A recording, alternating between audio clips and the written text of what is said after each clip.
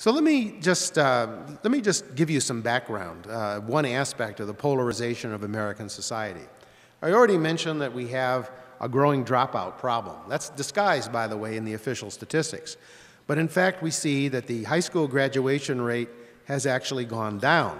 And for certain groups, and particularly males and minority males, the dropout rate has actually increased substantially in the last 40 years. And what this has contributed to is a slowdown in the rate of growth of college attendance. And it's actually producing a slowdown in at the rate at which we're increasing the number of college graduates in the society at large.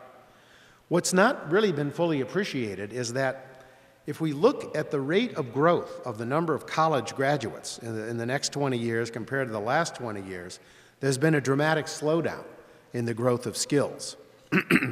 That translates into lower productivity, lower labor productivity, and lower wage growth of somewhere around 1/3% per year, which cumulates to a substantial source of lower standard of living for the population at large. But just to give you one statistic, I am an economist and I am afflicted by the statistics disease, but let me give you one statistic which is somewhat chilling. Between 1980 and the year 2000, America added about 18 million college graduates to its labor force, 25 and over. The forecast increment in the number of college graduates between 2000 and 2020 is less than half that, about 7.7 million. We're seeing a dramatic slowdown, and that dramatic slowdown is actually largely caused by slowdowns in the rate of high school graduation, which in turn is caused by earlier factors.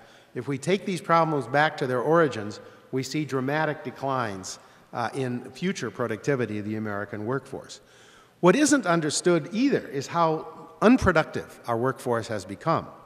Right now, if you ask what percentage of American workers can understand the instructions that they would get on a vial of pills for prescription. The doctor would prescribe vial of pills, say take one a day or maybe one every 4 hours or something of the sort. What we find is that we look at what's called level 1 literacy, and that's the level required to read a vial of pills and understand the instructions. About 25% of American males and about 20% of American females can't understand those instructions. That's in the entire workforce. And that would be to compare with about 5% in Sweden, for example, for both males and females. So the level of skill in the population is low, and there are adverse trends that are making us less competitive.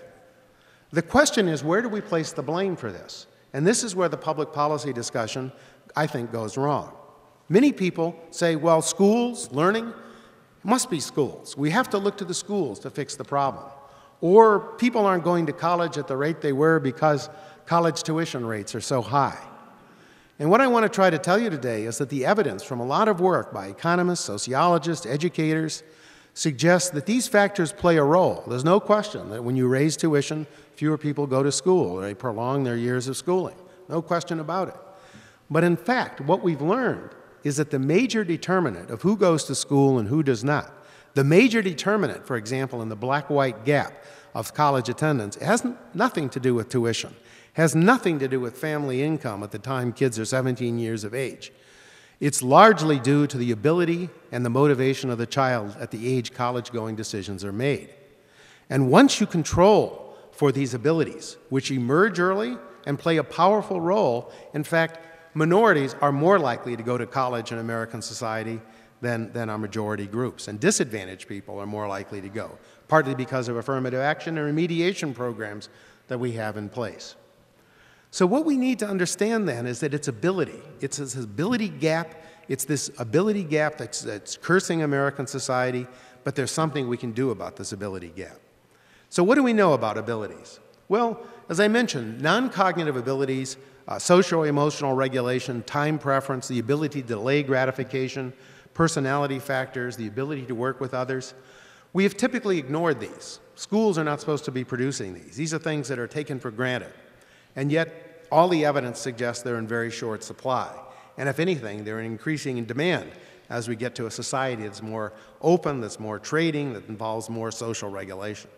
So much public policy discussion is devoted to raising test scores, or smarts, and so little to understanding these other factors like motivation, sociability, attention, self-esteem, time preference, and mental health. These are not soft scores. These are not just something that is made up in the mind of some psychologists. When we actually go out and measure their predictive power, what determines earnings, what determines success in the workplace, what determines success in the Army, what determines success in a variety of dimensions of life, what we have to understand is that these factors are as important as IQ. There's an imbalance in our thinking. Many, many people are thinking about IQ because we've been measuring IQ for over 100 years. We've been focusing on IQ and intelligence is quite important. Nonetheless, when we look at these so-called soft skills, which have been measured and measured very precisely, they're very strong predictors of who succeeds and who fails. And also, they're a neglected and very fruitful margin for intervention in society. Let me give you an example.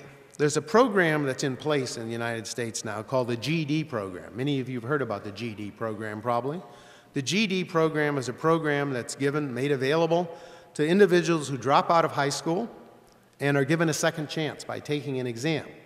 They take an exam, they certify as being the equivalents of high school graduates.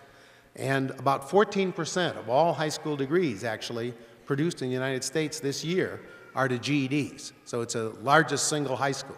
Huge number of these, huge influx to the American society from the GED program.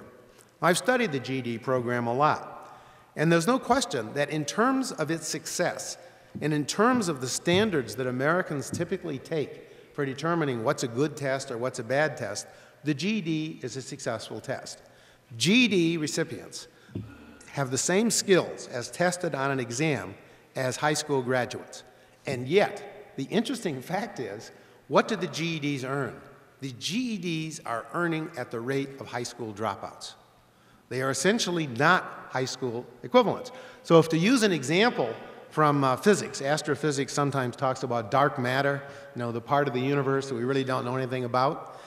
Well, what's the dark matter going on in the GED? What's missing is the motivation, the non-cognitive skills, the ability to show up on time, these things, the old-fashioned terms that are sometimes called character. And it's solely being understood that these GEDs and that these traits are extremely valuable. In fact, the U.S. military, until it got stressed during the time of the Iraq War, the early stages of the Iraq War, refused to accept GEDs.